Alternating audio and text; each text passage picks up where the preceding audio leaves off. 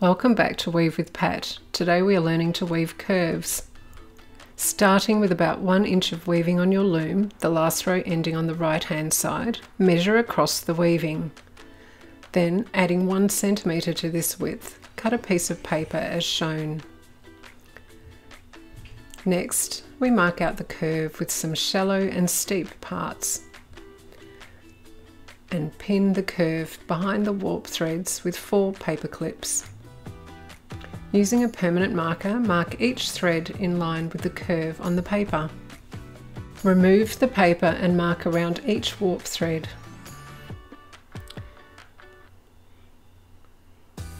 Then we restart weaving plain weave from right to left until you reach the first mark. In this case, 3 warp threads from the left hand edge of your weaving. Weave back to the right hand edge to complete the row. Now we set up the contrast colour yarn. That weave from left to right across the 3 warp threads and then weave back to the left hand edge to complete 1 row. Next, continue weaving with the main curve colour until you reach a mark on the warp and then return back.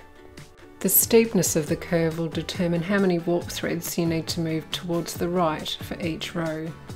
The first shallow section of this curve required moving 2 warps to the right for each row.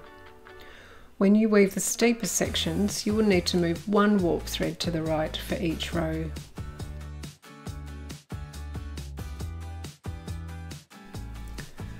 The very subtle curve in the middle is woven by moving across the warps as shown in this diagram, 2, 3, 5 and then 9, before a steeper section where we return to moving 1 warp thread for each row. Once you complete the curve, return to the contrast colour and start filling in the area with increases to the right that match the decreases worked in the purple section. Let's introduce a third colour curve. Now we try freeform marking of a curve directly onto the warp.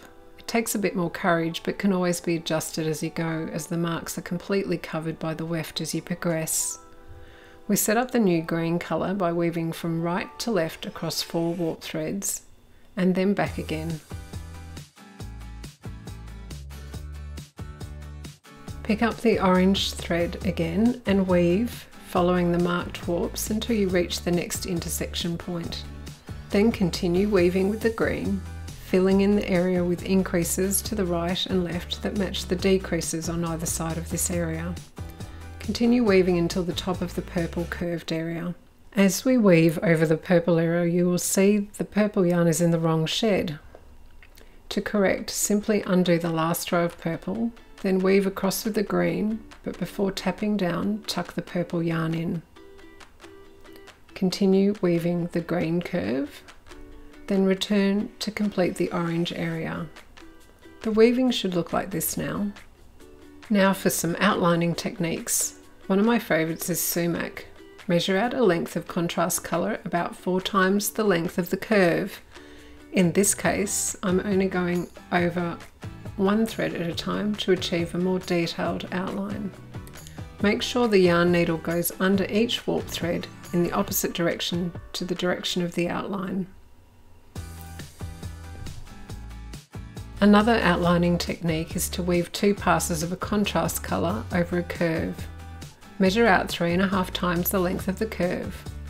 To avoid the yarn ending up in the wrong shed where the curve goes up and down like a hill, always start the outline colour continuing on from where the curve yarn finished.